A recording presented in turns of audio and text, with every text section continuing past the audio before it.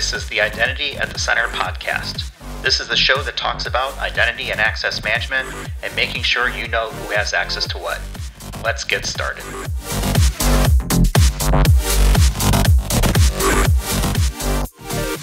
Welcome to the Identity at the Center podcast. I'm Jeff, and that's Jim. Hey, Jim. Hey, Jeff. How's it going? Pretty good. Yourself? Good. I've got a confession to make. So for lunch today, I had buffalo cauliflower, and I liked it. So is that just cauliflower with like wing sauce on it, basically?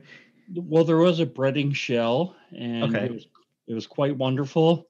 And I mean, if I ever did become a vegan, that would definitely be, I'd eat it every day for every meal. You know, we have a restaurant around here that does bang bang cauliflower, which is basically the same thing. It's like lightly breaded cauliflower with basically wing sauce on it. But I didn't have that for lunch. I had a deconstructed chicken pot pie courtesy of my wife and the leftovers that we had from last night, which was absolutely fantastic. Yeah. Well, my meal went to show that you if anybody's out there is vegan or planning to go vegan, you can do it in an unhealthy fashion if you'd like. Yeah, you can deep fry anything is what I've come to understand. You know, the deep fried Snickers, Oreos, deep fried green beans are really good actually. So yeah, you can make anything you want, as healthy or as unhealthy as you want. We're recording on hump day, so you have to find some way to kind of get over the hump, and that was it for me. Well, not only is it a hump day, it's, towards the end of the year. I'm planning on hitting on vacation, hopefully sometimes towards the end of next week. It's going to be our last show of the year or for the podcast itself. So, hopefully we'll leave on a good note here. I'm sure we will. We've had some great episodes throughout the year, and this will be it for us in 2020. And we'll see you guys again in 2021. But before we get too far along, because I don't think anyone wants to hear about our lunch habits and our culinary desires, why don't we talk a little bit about privilege access management? Are you cool with that? That fits into the theme of this being an IAM podcast, so sure. Oh, we try. So to help us with that conversation, we do have a guest. We've got Katie McCroskey. She's the Director of Knowledge Management and Training at Thycotic. Welcome to the show, Katie. Thank you for having me. What did you have for lunch? I had a breakfast sandwich, actually. Sausage or bacon? Bacon. American cheese, not cheddar. Oh, of course. Yeah. All right. I guess you can stick around. I can eat breakfast any time of day. So with our lunch out of the way, why don't we talk about your background, Katie, before we get into some sexy PAM talk? Maybe we can talk through what your background is in the IAM space. How did you get into IAM? Is it something that you chose or did it choose you? IAM chose me, actually. I call it the luck of the Irish. I stumbled into it. I'm actually an MBA by trade. I applied to join a small Thycotic startup almost 12 years ago. At the time, we were actually focused on helping organizations build software. So there was an agile focus and a consulting practice. We did have Secret Server as a product and a few other products, but at that time, it was more of an ops tool. Interestingly enough, Secret Server and some of our other products were born from our own needs. And as the product capabilities matured and the organization changed, it became more and more of a focus for identity and access management. And for me, being an MBA, I joined Thycotic not knowing what a server was.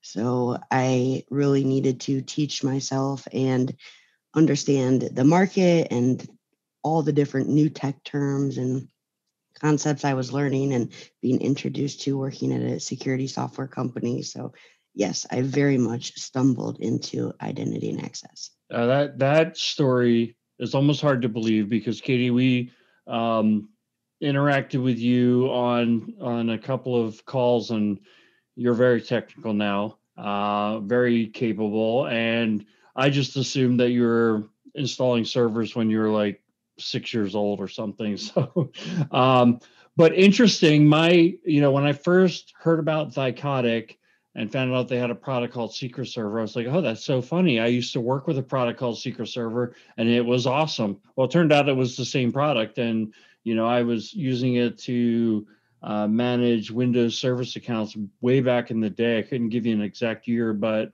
yeah, that's really from that product, which was, priced right just for like a specific use case. It's really become kind of a enterprise PAM solution, not any kind of commercial for Thycotic, but that just was my own personal experience with Secret Server. So anyway, Katie, one of the things that I thought we could maybe kind of talk about today is more or less of like a privilege access management 101 for those of our listeners who are, not steeped in privilege access management. Maybe start off with kind of some of the bread and butter use cases like shared account management, service accounts, session monitoring, and session elevation. So maybe kind of talk us through what are some of the basic bread and butter 101 stuff for privilege access management. Sure. I think a lot of it often starts with vaulting, right? Just kind of a secure place to store and then, of course, delegate access, audit access, privilege access. I think traditionally folks look at the infrastructure, they look at local administrative privileges, domain privileges, shared accounts, service accounts, any type of database, networking, infrastructure accounts that they want further controls on. Now, it doesn't always have to be very complex things. Sometimes I preach about simple security steps that can exponentially increase an organization's overall security posture.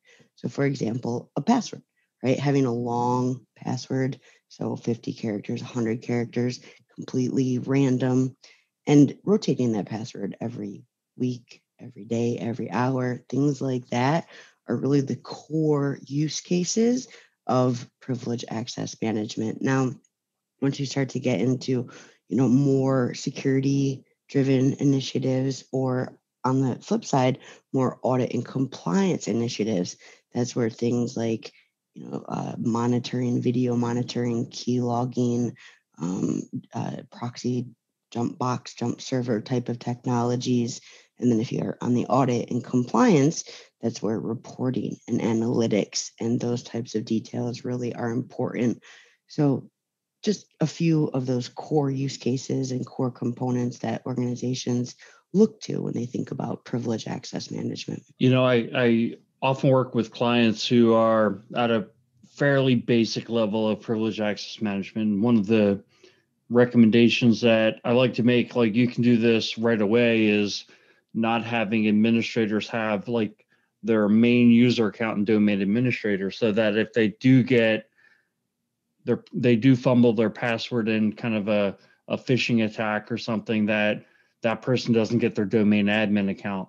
So then the question becomes, now that I've got two accounts, I've got my Jim McDonald account and Jim McDonald admin account.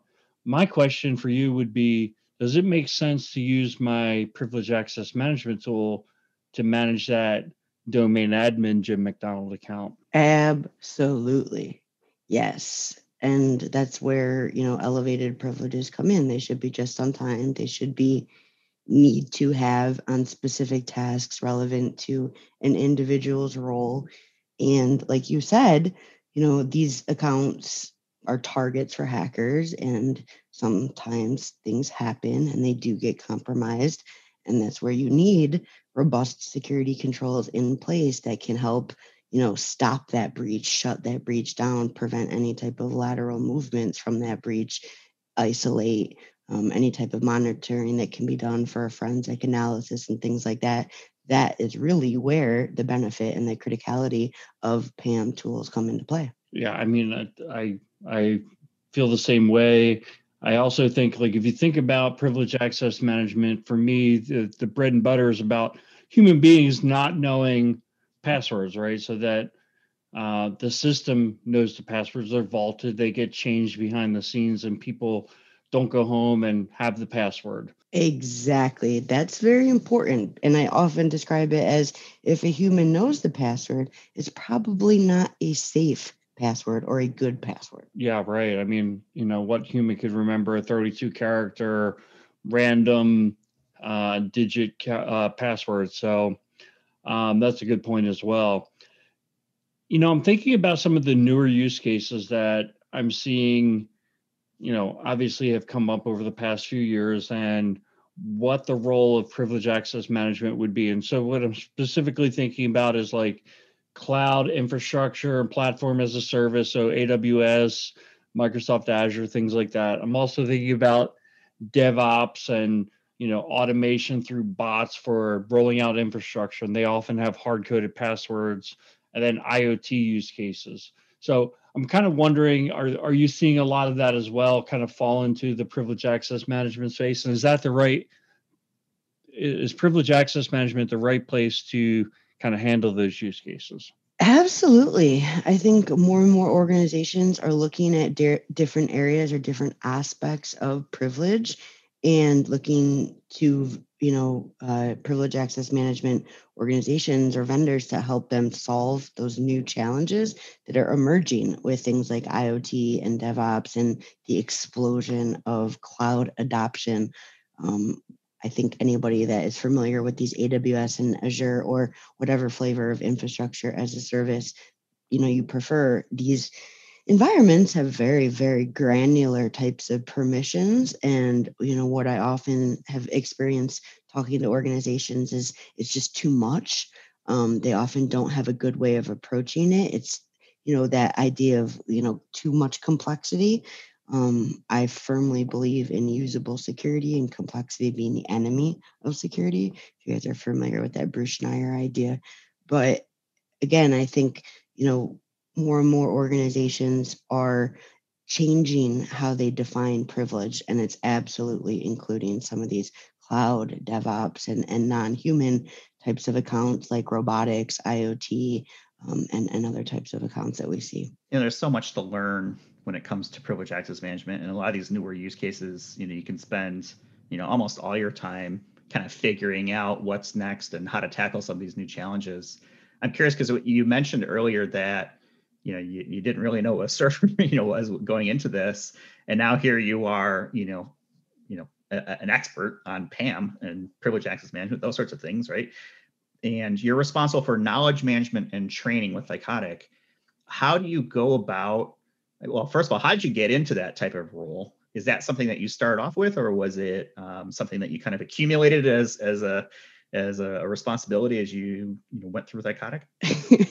It very similarly to my experience in IAM, I stumbled into the trainer role. For years and years, I was doing different types of roles at Thycotic, whether it was sales or marketing or channel. And as we would hire, I would always help train and teach people things, because as one of the first employees at Thycotic, I had to kind of teach myself these concepts and understand what was going on from a technical perspective. And so I think I really focused on taking these technical, complex topics and simplifying them. And it made it a natural fit for me to then transition into the trainer role. And as we grew, it became abundantly clear that we needed a dedicated person that was going to help with the massive amount of growth that Thycotic has experienced. So yeah, I really just kind of fell into it. So it wouldn't be a 2020 conversation without mention of pandemic and COVID and things like that. How has the pandemic impacted the way that either you deliver or think about training for different concepts that are out there? Prior to the pandemic, all of the training I would do, well, most of the training I would do was in person. So whether that was, in-house, our staff training, whether it was new hires or just our weekly training cadence that we pull off, it was always in person. I also would attend a lot of partner events and conferences and things like that to help educate and evangelize on privilege access management. And those days are on pause. So there's no more days of showing up in person. Everything is now done digitally. So we are very much focused on webinars and podcasts and video enablement, e-learning enablement, and just, different forms of education and training other than the live in person, because, right now that's not safe, but I'm hopeful that sooner or later we will be able to reestablish in-person training, because I do see value in having that face-to-face. I think, some things are just easier to understand when you're all in a room together. And as an educator, I feel a closer connection with the students when I can see the look in their eyes and, read their facial expressions to really understand, are they comprehending what I'm saying? Or do I need to use, a different way of explaining, or, draw something on the whiteboard, or whatever the case might be. Yeah, and there's no substitute for kind of like the hallway conversations and the side stuff that kind of takes place right in between sessions, things like that. I feel the same way about that. What's been the hardest thing or challenge that you've had to overcome, kind of adapting, I should say, into this new model of remote delivery? I think scalability. I mean, everyone's online now. I'm sure everyone has experienced some sort of resource constraints, and so really just setting up our program, transferring everything we would do in person, face to face, to a digital environment, and then empowering that program to scale. That has also been a challenge. Thycotic is a global organization. Cybersecurity threats are global, so we're always thinking about our customers and partners in EMEA or in APAC or LATAM, wherever it is that we're helping folks. So I'm sure you have some pretty good stories around different training sessions maybe that you've conducted or at least been a part of. And you can feel free to protect the names of the guilty and or innocent. But do you have, what was kind of like the best training story you've got, and maybe what's one that would be, let's call it, less than ideal? So this is actually a pretty crazy story, if you're ready for this one. So I was privileged enough to deliver a training session at the U.S. Embassy in London. And I was working with a partner. We were presenting in the basement of the U.S. Embassy, and we were talking insider threat. And I was literally in the middle of my presentation, standing up, talking, showing slides, engaging with the group, and the power went out. Only we were in the basement, so there's no windows. And at first, I wasn't quite sure if it was the power that went out, or, God forbid, if it was like terrorist attack, or I didn't know what had happened at the U.S. Embassy, but I knew that all of a sudden I was presenting, and then split seconds later, I was in the dark, and we were all in the dark. And everyone just kind of froze, and no one said a thing for a few seconds. And it was probably only 3 or 4 or 5 seconds. It was very, very short. And then the power kicked back on, and we all just kind of acknowledged that we were still there, and we didn't really know what happened, and we weren't going to ask what happened, but we kind of put aside the training and just kind of talked and moved on to the coffee phase. And yeah, it was a really interesting session. So you went from privileged access management to an episode of Homeland, and then right back to it. Exactly. On a matter of seconds. You got it. Well, that's pretty cool. I don't know if I think you're our first guest that has mentioned doing any type of training at an embassy. I think that's a pretty cool thing. We got to figure out, Jim, how we can get to, some international location and do something along those lines, because I feel got a little of a James Bond kind of theme to that. It's so DC. I feel like I've been very blessed. I've luckily been invited to lots of embassies here in DC, and of course, when I travel abroad, I usually get the invite as well. It's a DC thing, I'm telling you. Part of the Beltway, right? So if I am, part of an enterprise IAM program somewhere, and I'm running either PAM or maybe just even IAM in general as part of a program at my organization, what are some tips that I could use to develop my own either in-house training or some ideas you might have to help kind of bring along parts of my organization that maybe aren't as tech savvy when it comes to IAM or even PAM specifically? So I think, security training, and specifically identity and access management training for all levels and all shades of gray when it comes to technical capabilities is so important. And in my opinion, is a milestone of maturity within the program, because all people need to be educated on why. why you don't click the link, why you don't open the attachment, right? Why you need a long and complex password, why we're asking you to change your password every 90 days or 45 days or whatever the case might be based on the organization. And then again, as you scale up to the more complex technical use cases and audiences, again, they need to be part of the process. They need to have buy-in. And in my experience, especially, with some of the tools and capabilities that we work with, it's not a barrier because we're providing a lot of automation and hopefully we're taking a lot of manual processes off their plate. And once they kind of understand from a security perspective of why that's so important and why, the organization is asking them to do X, Y, or Z, people buy into it. And, I did a training for what I call the math team, which is really our controller and our accountants and our billing people. I call them the math team. So I was doing a training for them. This might have been a year or two ago. But I started talking about, the nature of breaches and how these threats, play out and some of the tools and how hackers hack. And people are so interested in that. They asked me to come back. They asked if they could have another training session just to talk more and to learn more about, what Thycotic does and what I do and, what's going on in the industry. And so I think people are genuinely interested and they're curious. And so, simplifying training, that's very important, but having that all-inclusive approach for all your different areas of, the business and your different shades of gray when it comes to technical audiences and your different areas and aspects of privilege and identity are very important. Does that make sense, guys? It makes sense. It makes a lot of sense.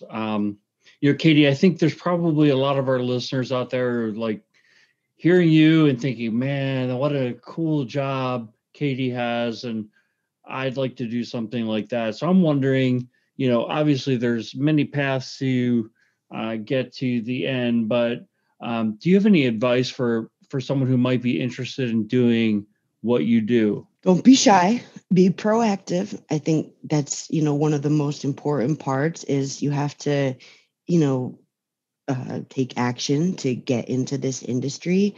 I've seen lots and lots of people start like me, where they get in the door in a completely different role. So maybe they come in as a tech support person, or maybe they come in as a salesperson or a marketing person or a developer or, whatever the case might be. And then just through natural education and evolution, their position changes and they have the ability to do something different and focus on cybersecurity. So I would say, show up, reach out, connect on LinkedIn. If there's a local group that you want to, ISACA or some of the other industry groups, I think are so important. I'm sure lots of them are holding digital events when there's, a global pandemic whole thing going on. But I think there's lots of ways to just kind of force yourself into the community and be proactive about it. Yeah, I feel so fortunate that I've ended up in this industry. I think it's such a cool industry. And I know when I've been attending IAM conferences, when we still had in-person conferences, 15 years ago, look left and look right, and more than likely people on both sides of you were men. And now I'm seeing many more women enter this industry, which I think is very positive development. But I'm wondering, what advice you might have for women who are in IAM or are looking to get into IAM to kind of make that move. What kind of advice might you have for them? Confidence is key. Do not let the men in the room intimidate you. It is very often that I am the only woman in the room, and some women are not comfortable with that. And I think it's there's the old adage, right, that the magic happens when you step outside your comfort zone. But I truly believe that in some ways. I think on some level, you just have to fake it until you really are comfortable with it. And it's also important to be on top of your game. So I think, part of the reason why I have such a depth and breadth of knowledge is because I've forced myself to develop this. I always want to be able to answer a question, and it's okay to not have an answer, right? But I pride myself on having very few questions that I cannot answer. Yeah, I can vouch for um, you kind of speaking with confidence, and I think that's important. Uh, Whoever you are, like to go in there when you speak with confidence. I think that people are more likely to agree with what you say, and I always say it's like sharks can smell blood in the water. If you don't sound confident in what you have to say, whether it's true or not, people are going to think that maybe it's not true. I'm also wondering, Katie, did you have any mentors in your career, either formal mentors or just people who informally mentored you? And I'm wondering how that helped you in terms of building your career. This is a little cheesy and very personal, but my mom has always been my mentor. So for years and years and years, she was a very savvy businesswoman. She was a trendsetter within her own industry. So she was one of the first women hired into the financial management program at GE. She was one of two. And she was just a very driven, savvy, educated businesswoman. And I think I've always strived to have her same sort of business success. And again, I just kind of got lucky and stumbled into tech and cybersecurity and identity and access management. And I don't think I'll ever do anything else. I think I've found my passion and my career choice. This is it. This is it. This is where we're going. The confidence thing I think is interesting. For me, confidence comes from knowing subject matter, and then come from other things like being able to articulate, et cetera. Would you agree with that approach, or do you think that there's a different way that people can approach kind of building that confidence if they don't necessarily have it? I think it's absolutely about, building that and developing that through education and just knowing your stuff. But I also think, especially for women that are newer to this industry, there's some sort of fake it until you got it that has to happen.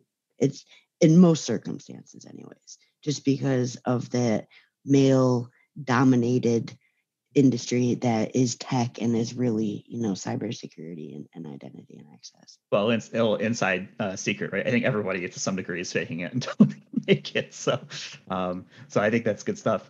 I know we're kind of getting here towards the end of the topic, but what I wanted to talk through here with you is some predictions maybe that you might have in the privileged access management space for 21.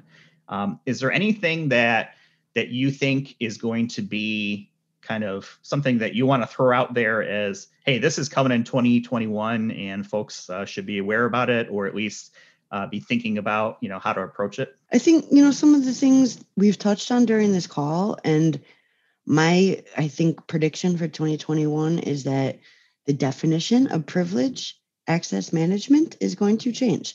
It's no longer going to be that traditional infrastructure sense of PAM. I think it's going to be cloud and DevOps and IoT and, all these other types of privilege and areas of privilege. And I think that is really going to be, under a magnifying glass as the pandemic, right? Because the digital transformation is forced. People are no longer in the office. I don't think people will ever go back to the office the way they were.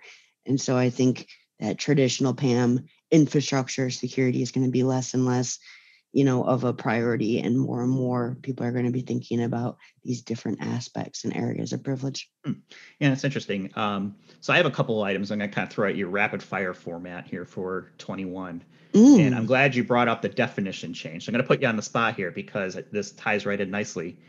And here's my question.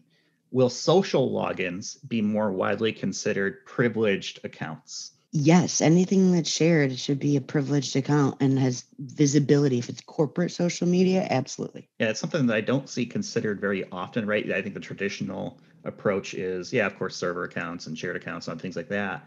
But when I ask how social logins are being managed, it's usually kind of like, I never really kind of thought about that. I kind of feel like closely related to that are accounts that maybe are managed by a group like accounting to log into their Bank of America portal or something. I'm using that as an example. But maybe 5 people in the accounting department log into a third-party web application. They kind of share that password. That's one of the probably the most dangerous passwords in the organization. HR systems, accounting systems, financial systems, even LMS systems like what I manage. There's an abundance of intellectual property in our LMS. There's so many areas of risk. It's just that in most senses of privilege access management, consultants and folks like us, we're only talking to the ops and the infrastructure and the security folks. We're not talking to the other areas of the business and helping them define and understand what risks exist there and what areas of privilege they actually have. Because I think there's a lot there, and we're going to see it more and more. Yeah, you're right. It comes down to risk, right? I mean, the risk is there. It might not be the most straightforward account to manage, but that doesn't mean that you shouldn't be doing something about it. How about vaults? I feel like those are fairly traditional at this point and almost kind of a commodity amongst the vendors in this space. Are we going to see more advanced functions being adopted? Things like session recording, application password management, DevOps integrations, for whatever it may be, things like that. Do you see more adoption of that, or do you think that there are still a lot of companies that maybe don't have the basics of privileged access management in place, and that we'll still see kind of vaulting as the first or most predominant step in 2021? I think there's a good mix of both. I do think there's a lot of organizations out there that are still using sticky notes and Excel spreadsheets and do need a vault. I think, and I could literally probably talk about this for like 10 minutes, so I will try not to go off on a tangent, but everyone needs a vault. My 100-year-old grandpa needs a vault. Children need a vault. Everyone has a password problem. Everyone has a digital identity nowadays. I mean, if you think about literally children that are logging in to their school using Chromebooks, and they have different passwords for their different school systems, and everything's digital now. All of those need to be password protected, and all of those should be unique, strong passwords that should be in a vault. So I think there's lots and lots of use for vaulting, but I also think that more and more organizations have kind of checked that checkbox, and now they're starting to realize that there are other areas of privilege they need to address because of that risk that we just mentioned. Where do you see artificial intelligence intersecting with some of the use cases that are traditionally privileged access management, like vaulting or session recording or analytics, those sorts of things? Do you see AI or machine learning taking a step forward in the PAM space? I think they have to. I think those types of technologies are going to be critical for the vendors in our space to embrace, because the adversaries and the hackers are absolutely going to embrace these technologies. And especially when it comes to like AI stuff, it's very, very scary to me for a threat that doesn't get you the first time to learn why it didn't get you and to get you the second time.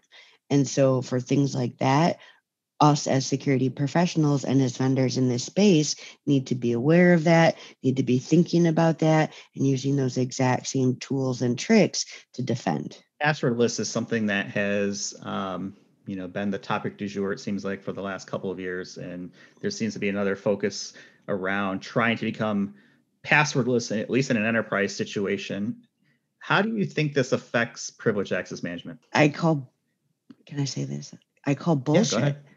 Language. Oh, I'm sorry. I call malarkey. I do not think that we are ever truly going to get to a passwordless state.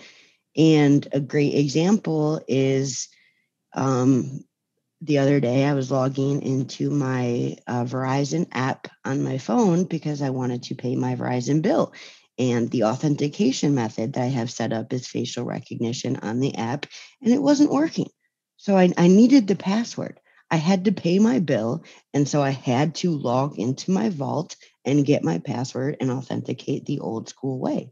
And there's always going to be that need when, MFA or SSO or whatever type of authentication people are using, doesn't work, or even, basic other tasks like restoring from backups, right? You're going to need the password.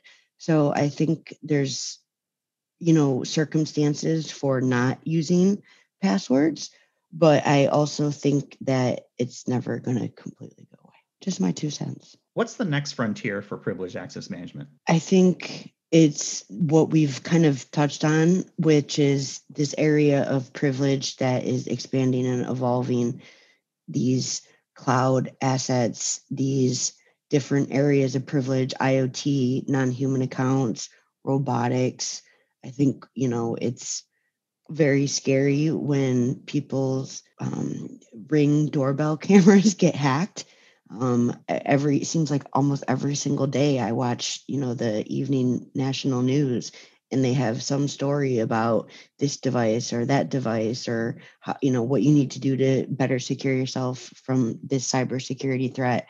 So I think, all of these areas of privilege are going to continue to be more and more relevant, not only in a business environment, but also, in a consumer and, end user, at whatever you want to call it, non-technical way as well. Yeah, and I think it leads back right to that definition evolving, and this, as definitions evolve for privileged access, the scope will most likely evolve with that, right? What's included as part of that, and then making sure that you're taking the right steps to secure those keys to the castle. So, well, I certainly appreciate the conversation, and I know that we're kind of coming up here on time.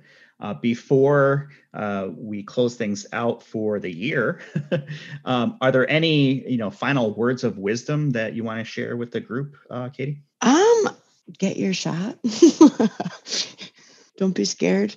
Don't be scared to do your part to help us shut down the pandemic. Exactly. But more importantly, change your password. If you can do one thing in 2021 that will help keep your digital identity secure, it is definitely make sure you change your password at the start of the new year. That's always a good best practice. And then put that in a vault and make sure that you're using a different password for as many sites as you can.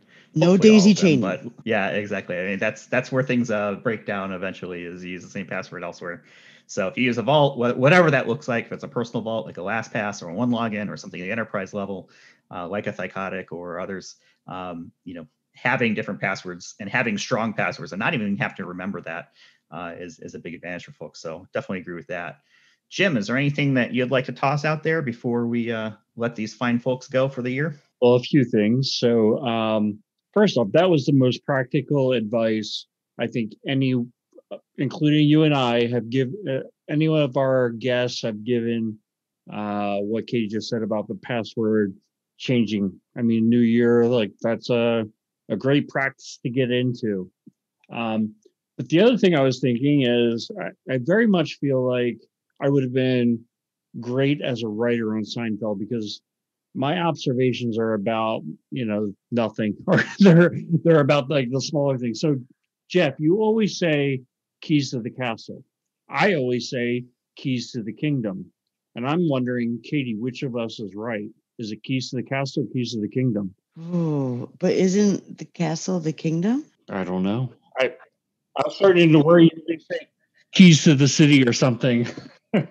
Keys to the galaxy. I just want to throw out there, just remember who is editing this podcast. I'm just going to throw that out there. Okay. What's your answer, Katie? Keys to the castle. Yay. That was not peer pressure or any type of blackmail or extortion at all. For editing purposes. Jeff is right. Okay. So the last thing I just wanted to say is I hope everybody gets to have a little bit of a break here at the end of the year, comes back with their batteries recharged. For me personally, 2020 was busier than most years. While we weren't doing as much travel, not nearly as much travel, our project load was increased. And I think it's just that, it's probably a natural progression that informational security, and therefore IAM, is becoming more and more on the front burner of IT budgets, and organizations are needing help to, improve their security posture, improve their management of who gets access to what. So I'm not hoping that 2021 necessarily slows down on that front, but I would like to be able to take a few more vacations, I guess, if you will. So hopefully everybody has an opportunity to kind of recharge and blast into 2021. And then also, constantly looking to communicate with our listeners and anybody who's following the podcast. Please connect on LinkedIn. Share your ideas for what you like hearing about, even what you don't want to hear about anymore. Recommendations for guests for future podcasts. We're open to all that, but definitely please send LinkedIn connections and let's network. Yeah, definitely. This is a show, for the people, by the people. And we want to make sure that the topics we're covering are what's interesting out there. So if you've got ideas, suggestions, feedback, criticism, whatever it may be, send it all our way. We're happy to take it and, improve and get better at this, and hopefully continue to make the show grow and get better topics or more interesting topics, over time and folks like that. So I think that's a good way to end it. I think I'll be glad to see 2020 kind of in the rearview mirror and start fresh again in 21. I hope that everyone enjoys the holidays. Again, we'll be taking a few weeks break here, and we'll be back in early mid-January, I think, with another round of identity and access management talk. So with that, happy holidays, happy New Year, and we'll talk with y'all next year. You've been listening to the Identity at the Center podcast. If you like what you heard, don't forget to subscribe and visit us on the web at identityatthecenter.com.